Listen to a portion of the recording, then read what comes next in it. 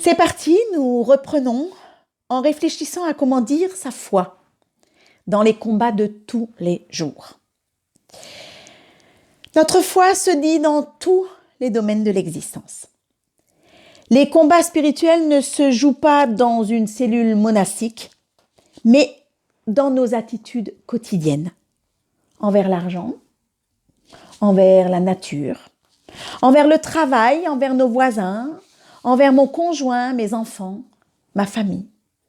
Suis-je artisan de paix et de justice pour les lointains et les proches? À travers la poussière. C'est la signification étymologique du mot diaconie.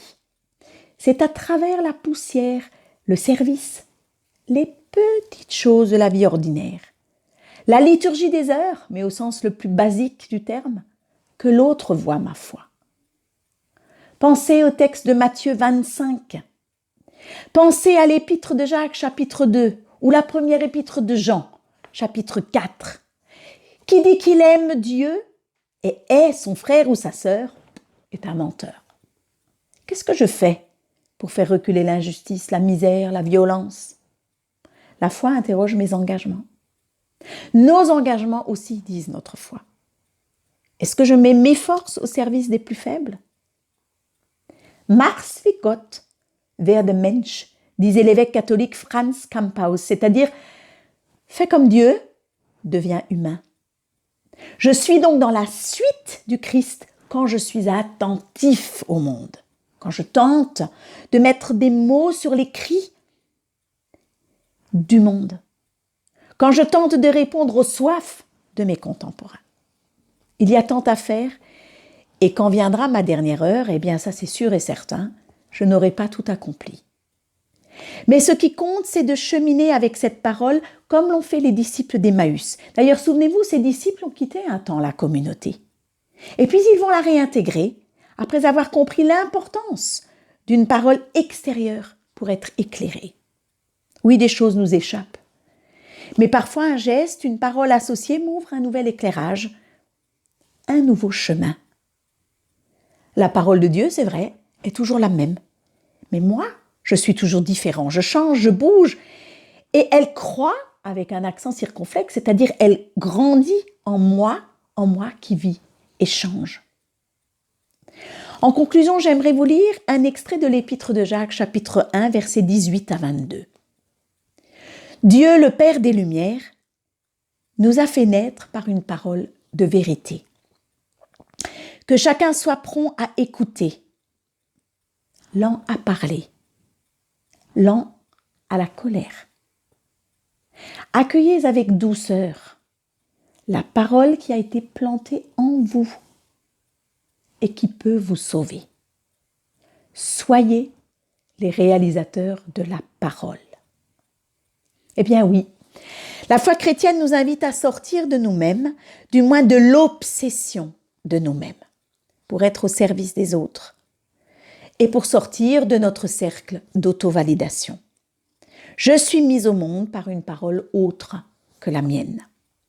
Notre travail de chrétien consiste à nous mettre à l'écoute de l'humanité du Christ.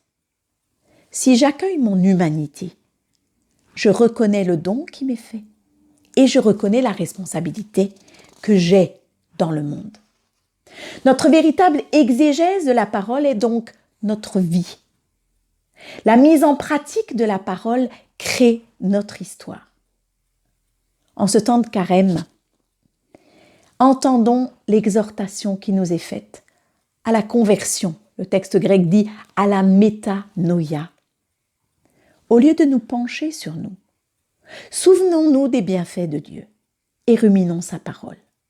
Prenons donc garde à ne pas être disciples de nous-mêmes, à prier vers nous-mêmes comme l'a fait le publicain. Mais souvenons-nous de Dieu, méditons sa parole, engageons-nous dans une action diaconale. C'est tout ça, préparer un lien vers l'autre. C'est édifier en nous ce qu'il convient d'appeler, c'est très beau, l'hospitalité spirituelle.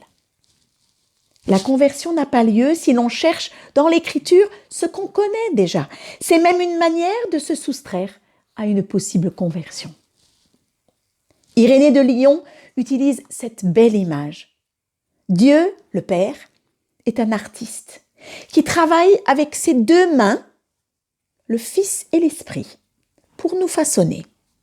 Alors quand Adam a jambes et pieds, il s'en va et se soustrait aux mains de Dieu. Et la métanoïa, la conversion, consiste à revenir sous les mains de Dieu.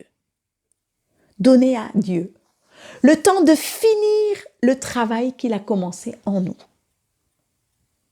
Celui qui ne travaille pas la parole de Dieu ne se laisse pas travailler par lui. Il est, comme dit Irénée de Lyon, aplastos, c'est-à-dire informe, il n'a pas de forme, il est non pétri, il est inachevé. Durant ce temps de carême, attelons-nous à revenir sous les mains de Dieu. Donnons à Dieu le temps de finir en nous le travail qu'il a commencé. Alors à travers nous, Dieu pourra parler. Amen.